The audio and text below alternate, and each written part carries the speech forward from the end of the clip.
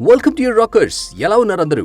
ఈ రోజు మనం మాన్స్టర్ సిరీస్ యొక్క పార్ట్ 24 చూడబోతున్నాం. ఒకవేళ మీరు ముందు పార్ట్స్ చూడనట్లయితే వాటి లింక్స్ డిస్క్రిప్షన్ లో ఉన్నాయి, వెళ్ళి చూసేయండి. అప్పుడే మీకు స్టోరీ బాగా అర్థమవుతుంది. లాస్ట్ పార్ట్ ఎండింగ్ లో జేజే చాలా క్రూరంగా జీనా వాళ్ళ మెంటల్లీ ఛాలెంజ్డ్ తమ్ముడి యొక్క సలైన్ లో ప్రమాదకరమైన విషయం ఇంజెక్ట్ చేసి అతన్ని చంపేస్తాడు. పాపం జీనా వాళ్ళ తమ్ముడు కోసం బాగా ఏడుస్తుంది. ఇక జీనా వాళ్ళ తమ్ముడి ఫ్యూనరల్ జరగడం చూపించడంతో ఈ పార్ట్ స్టార్ట్ అవుతుంది. అక్కడికి జేజే కూడా వస్తాడు. లీ మరియు రాషి అతని కారులో కూర్చొని దూరం నుండి చూస్తూ ఉంటారు. ఫ్రెండ్స్, మీరు కూడా ఈ జేజే జీనా వెనక ఎందుకు తిరుగుతున్నాడా అనుకుంటున్నారా? యాక్చువల్లీ అతను లీని పట్టుకోవడానికి ఇలా చేస్తున్నాడు. జేజేకి జీనాని కలవడానికి లీ ఖచ్చితంగా వస్తాడని అనుమానం. అదే సమయంలో అతను లీని పట్టుకుని చంపేయాలని ప్లాన్ చేస్తున్నాడు. పైగా లీ దగ్గర ఆ బ్లూ ప్రింట్ కాపీ కూడా ఉంది. ఇక జేజే ఫ్యూనరల్ హాల్ కి వచ్చి జీనా వాళ్ళ తమ్ముడు కోసం చాలా బాధపడుతున్నట్టు నటిస్తాడు. అక్కడ జేజేని చూసి జీనా కోపంతో మండిపోతూ ఉంటుంది. ఎందుకంటే హాస్పిటల్లో జీనా వాళ్ళ తమ్ముడిని ఆఖరిగా చూడడానికి వచ్చిన మనిషి అతనే. సో జీనా మా తమ్ముడి అటాప్సీ రిపోర్ట్ వచ్చినప్పుడు అతను ఎవరు చంపారో తెలిసిపోతుంది అని జేజేతో అంటుంది. అప్పుడు జేజే కూడా ఏమీ తెలియనట్టు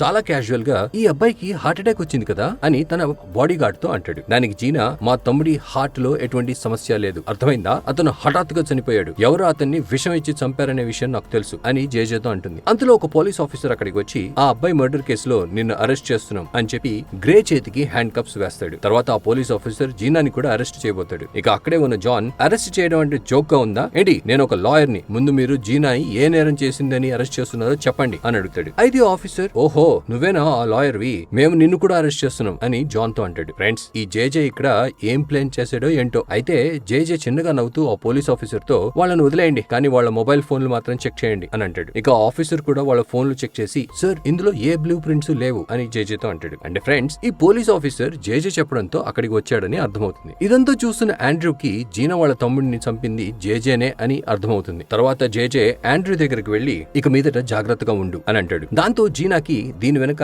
ఆండ్రూ కూడా ఉన్నాడని తెలుస్తుంది. మరోవైపు పెన్నీ లీ గురించి ఆలోచిస్తూ ఉంటుంది. అప్పుడే తన అసిస్టెంట్ వచ్చి, బాస్ నిన్ను పిలుస్తున్నారు అని అంటాడు. దానికి పెన్నీ, నువ్వు ఇంకా ఎన్నాళ్ళు బాస్ కోసం పనిచేస్తావు, ఇదంతా వదిలేసి మనం ఎక్కడికైనా దూరంగా వెళ్లిపోదాం అనగా తన అసిస్టెంట్, మనం చచ్చేంత వరకు ఇక్కడి నుంచి ఎక్కడికి వెళ్లలేము, అందుకని కలలో కరెంట్ ఆపేసి బాస్ ని వదిలేసి వెళ్లాలనే ఆలోచన వదిలే అని అంటాడు. అదే సమయంలో జేజే సీసీటీవీ కెమెరాలో ఇదంతా చూసి తన బాడీ గార్డ్ తో పెన్నీతో ఒక మీటింగ్ అరేంజ్ చేయి అని అంటాడు. తర్వాత ఆండ్రూ జేజేని, నిజం చెప్పండి, మీరేనా జీనా వాళ్ళ తమ్ముడిని చంపింది అని అడగగా జేజే నిజం చెప్పకుండా మాట మారుస్తూ ఆండ్రూతో, కొంపదీసి నువ్వు ఆ జీనాని ప్రేమిస్తున్నావా ఏంటి? ఆ అమ్మాయిని నీ మనసులో నుంచి తీసేయి, అప్పుడే నువ్వు లైఫ్ లో ఏదో ఒకటి సాధించగలుగుతావు అని చెప్తాడు. ఇది విని ఆండ్రూ జేజేతో, మనది ప్రొఫెషనల్ రిలేషన్ మాత్రమే, నా పర్సనల్ లైఫ్ లో జోక్యం చేసే హక్కు మీకు లేదు అని చెప్పి కోపంగా అక్కడి నుంచి వెళ్లిపోతాడు. దాంతో జేజే త్వరలోనే ఆండ్రూ సంగతి కూడా చూడాలి అని అనుకుంటాడు. ఇక నెక్స్ట్ సీన్ లో చైర్మన్ ఇంట్లో అందరూ బ్రేక్ఫాస్ట్ చేయడానికి కూర్చొని ఉండడం చూపిస్తారు. మోజో కూడా అక్కడే ఉంటాడు. చైర్మన్ వైఫ్ మోజోతో, ఇవాళ చైర్మన్ ఆఫీస్ కి రాబోతున్నారు, నువ్వు ఆయనని బాగా చూసుకోవాలి, ఆయన సమయానికి మందులు వేసుకునేలా చూడాలి, అప్పుడే తను త్వరగా కోలుకుంటారు అని అంటుంది. యాక్చువల్ గా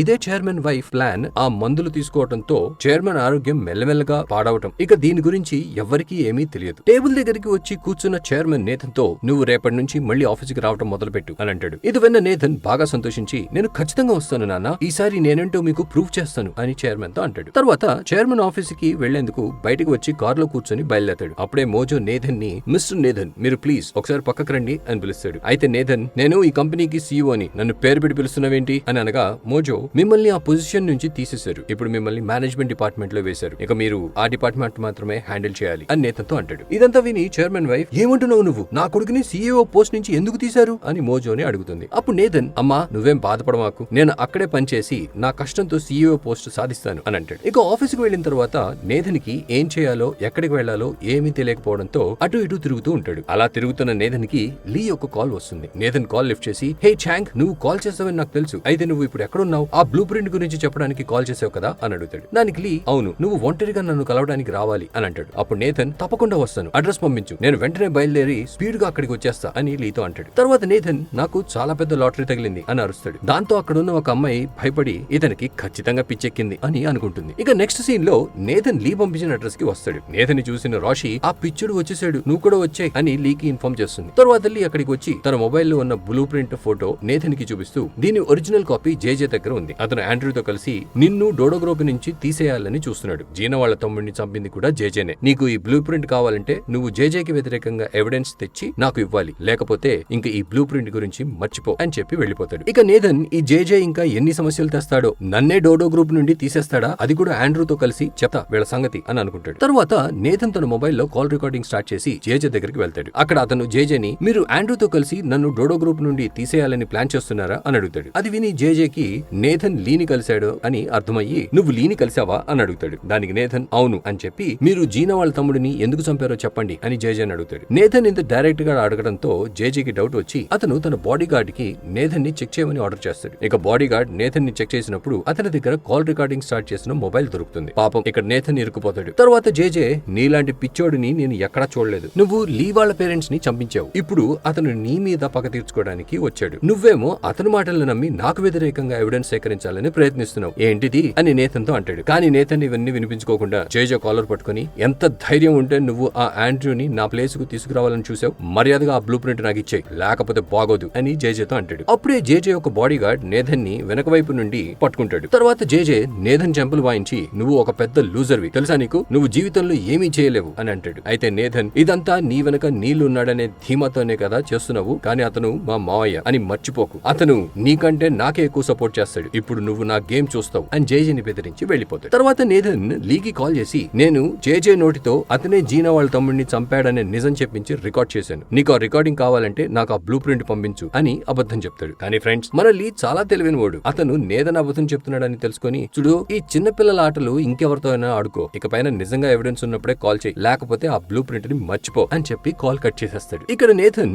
అరే నేను అబద్ధం చెప్తున్నానని అందరికీ ఎలా తెలుస్తుంది అని అనుకుంటాడు. మరోవైపు బాస్ పెన్నీని లీ గురించి అడుగుతాడు. అయితే పెన్నీ లీ గురించి ఇంకా ఏమీ తెలియలేదు అని అబద్ధం చెప్తుంది. అప్పుడు బాస్ నువ్వు కరెక్ట్ గానే చెప్పావు, నేను ముందే లీని మన గ్యాంగ్ లో చేర్చుకోవాల్సింది. మన గ్యాంగ్ కి అతను బాగా పనికొచ్చేవాడు. ఊరికే అతన్ని చంపాలని చూశాను, పెద్ద తప్పపోయింది. నీకు అతని గురించి ఏమైనా తెలిస్తే అతన్ని నా దగ్గరికి తీసుకురా, అతనిలో నా తర్వాత నా కుర్చీలో కూర్చునే సామర్థ్యం ఉంది అని పెన్నీతో అంటాడు. బాస్ మాటలు విన్న పెన్నీ అసిస్టెంట్ చాలా బాధపడతాడు. తర్వాత అతను బయటకు వచ్చి పెన్నీతో నువ్వు బాస్ ని వదిలి వెళ్లిపోదాం అని అన్నావు కదా, నాకు కూడా అదే అనిపిస్తుంది అని అంటాడు. దాంతో పెన్నీ షాక్ అయ్యి నువ్వు నిజంగానే బాస్ ని వదిలి వెళదాం అనుకుంటున్నావా అని అడుగుతుంది. అప్పుడు తన అసిస్టెంట్ అవును, నేను ఇన్నాళ్ళుగా బాస్ దగ్గర ఉంటూ ఆయన చెప్పిన ప్రతి పని చేశాను. అయినా కూడా ఈ ఆర్గనైజేషన్ యొక్క నెక్స్ట్ లీడర్ ఎంచుకునే సమయంలో ఆయనకి నేను కనపడలేదు. ఆయన లీనే వారసుడిగా ఎంచుకున్నారు. ఇంకా నేను ఆయన నమ్మకస్తుడినై ఉండలేను. నువ్వు నీ ప్లాన్ చెప్పు, మనం ఇక్కడ నుండి వెళ్ళిపోదాం అని చెప్పి అక్కడి నుంచి వెళ్ళిపోతాడు. తర్వాత జేజే పెన్నీకి కాల్ చేసి మనం కలవచ్చా అని అడుగుతాడు. దానికి పెన్నీ నాకు నిన్ను కలవాలని ఏ మాత్రం ఇంట్రెస్ట్ లేదు అని అనగా జేజే సరే అయితే నేను కూడా నువ్వు లీని కలుసావని బాస్ కి చెప్పేస్తాను అని బెదిరిస్తాడు. ఇది విని పెన్నీ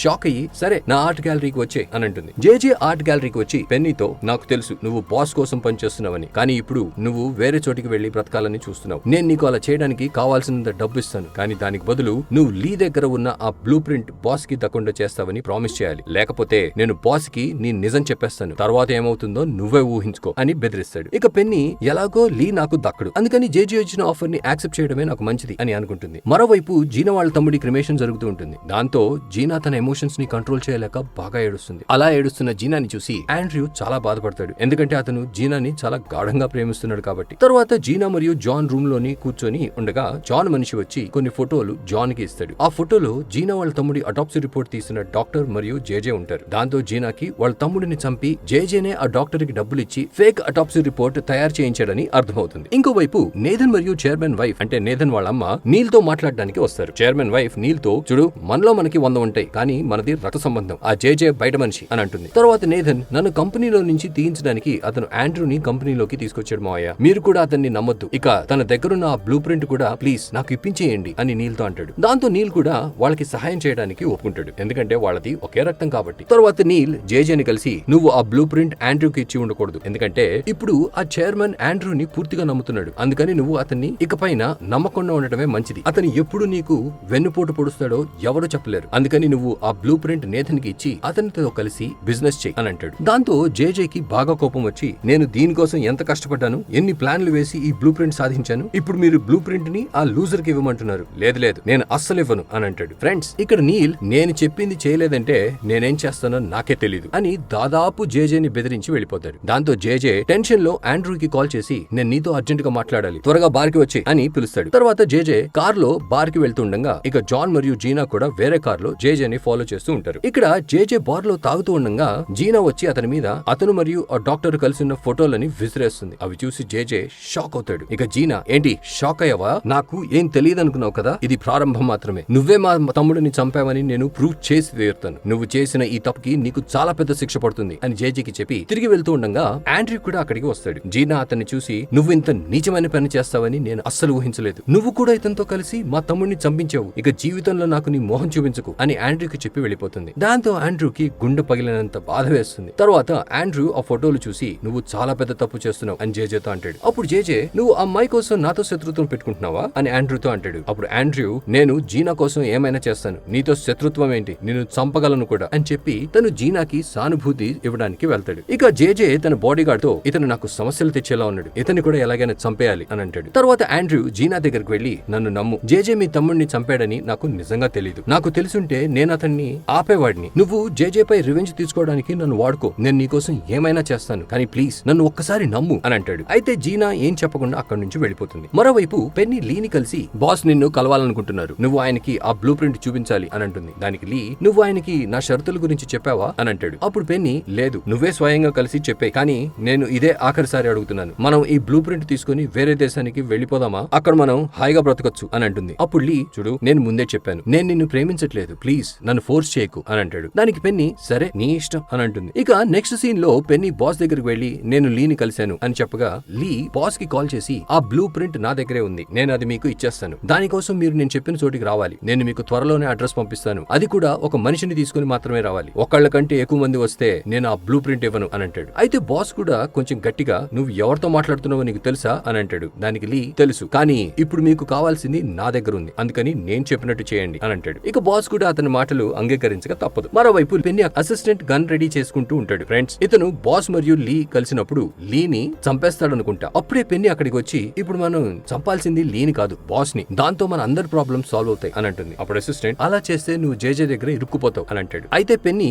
జేజే ఆ బ్లూ ప్రింట్ బాస్ కి దక్కకూడదన్నాడు, బాస్ ని చంపేస్తే అతను నిన్ను ఏమి చేయడు అని అంటుంది. ఇలా వాళ్ళిద్దరూ బాస్ ని చంపాలని డిసైడ్ అవుతారు. ఇక బాస్ ఒక మనిషిని తీసుకుని లీ పంపించిన లొకేషన్ కి బయలుదేరతాడు. అదే సమయంలో పెన్నీ లీకి కాల్ చేసి, బాస్ నిజంగానే ఒక మనిషితోనే వస్తున్నారు అని ఇన్ఫార్మ్ చేస్తుంది. ఇక లీ మరియు రాషి బాస్ కి పంపించిన లొకేషన్ దగ్గర వెయిట్ చేస్తూ ఉంటారు. అంతలో బాస్ కూడా అక్కడికి వస్తాడు. ఇక పెన్నీ మరియు తన అసిస్టెంట్ గన్ తీసుకుని కొంచెం దూరంలో రెడీగా ఉంటారు. లీ బాస్ ని చూసి, మీరు మీ మాట మీద నిలబడతారనుకోలేదు అని అంటాడు. దానికి బాస్, నేను మాట మీద నిలబడే మనిషిని, ఎక్కడుంది ఆ బ్లూ ప్రింట్ అని అడుగుతాడు. అయితే లీ, నేను నా దగ్గరున్న ఆ బ్లూ ప్రింట్ ఫోటో యొక్క ప్రింట్అవుట్ తెచ్చాను, ఒరిజినల్ కాపీ జేజే దగ్గరే ఉంది. అంతేకాదు, ఆ వ్యాక్సిన్ ఫార్ములా కనిపెట్టిన సైంటిస్ట్ డేవిడ్ ని చంపించి నన్ను ఆ కేసులో జేజే ఎరికించాడు అని బాస్ తో అంటాడు. అప్పుడు బాస్, ఈ పేపర్ ఆధారంగా నేను నిన్ను ఎలా నమ్మమంటావు అని అడుగుతాడు. అయితే లీ, నేను ఇప్పుడే మీకు నా నిజాయితీ ప్రూవ్ చేస్తాను అని చెప్పి జేజేకి కాల్ చేసి స్పీకర్ ఆన్ చేస్తాడు. లీ జేజేతో, జేజే నీ చావు ఇక దగ్గరకు వస్తుంది, బాస్ ఇప్పుడే నిన్ను చంపడానికి బయలుదేరాడు అని అనగా, జేజే చాలా క్యాజువల్ గా, అవునా, నన్ను పిచ్చోడు అనుకుంటున్నావా,